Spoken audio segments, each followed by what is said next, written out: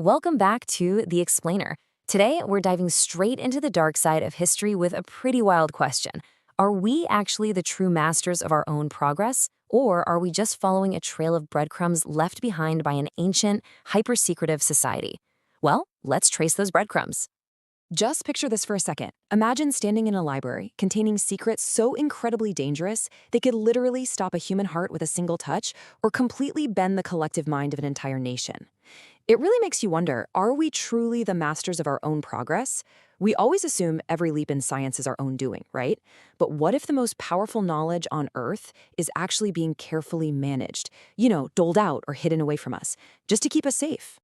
Now, when we say forbidden knowledge, we're not talking about magic spells or superstition here.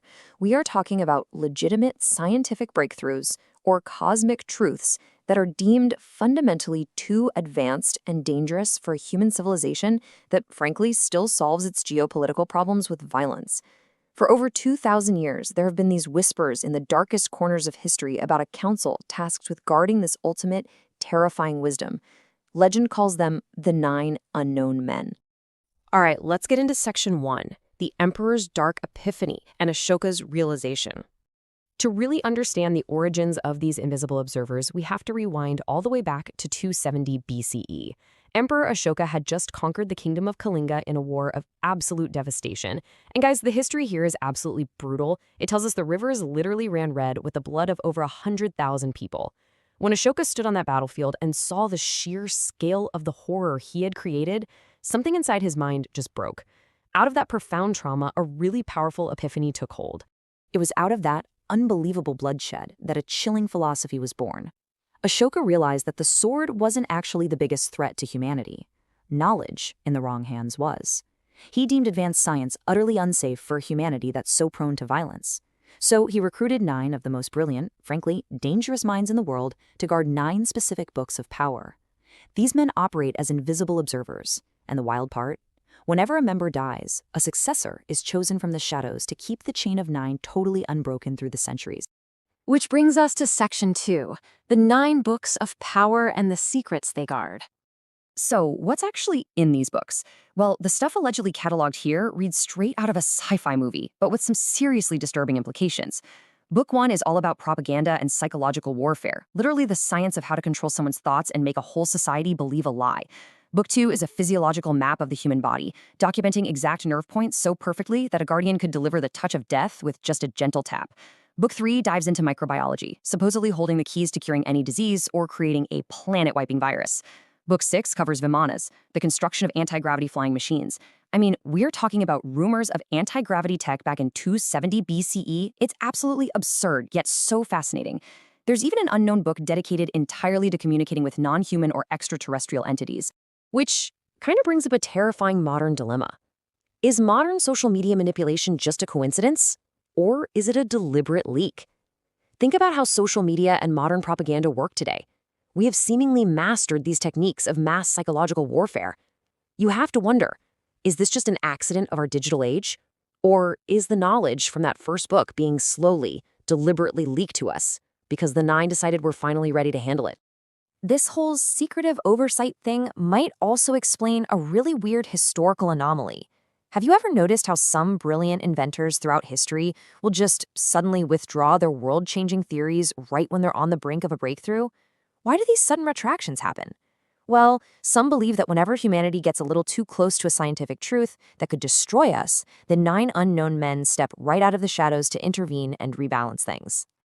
Let's move on to section 3, hiding truth in fiction, which is honestly the perfect camouflage. Now, a rational mind obviously demands evidence, so it's super easy to dismiss this entire council as pure legend. There's zero official government record of them. But let's look at the contrast here. On one side, the official narrative says it's a myth. But on the flip side, we have persistent, unexplained phenomena happening all the time. Think of the chilling sightings of the colossal Ningen creature in the Antarctic, or those completely unexplained lights dancing across the Himalayas.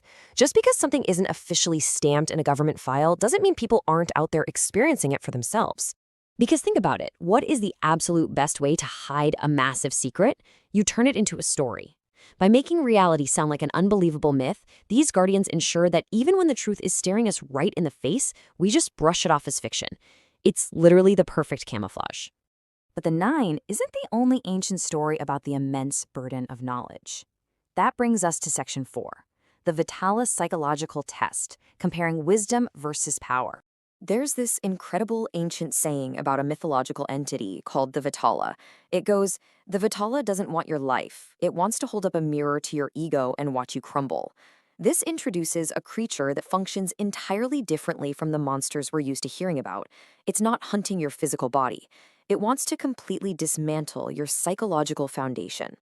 When you compare a traditional ghost to the Vitala, it's like night and day. A traditional ghost is a physical threat, right? It's focused on pure horror and bodily harm. The Vitala, on the other hand, is a psychological threat. It acts as this trickster philosopher that haunts the mind, testing your very soul with questions that actually have no right answers. In the old legends, the Vitala would routinely test legendary leaders, like King Vikramaditya, but it didn't care about how strong they were in battle. It totally ignored physical strength to focus on the mind. It evaluated psychological readiness and decision-making under insane amounts of pressure.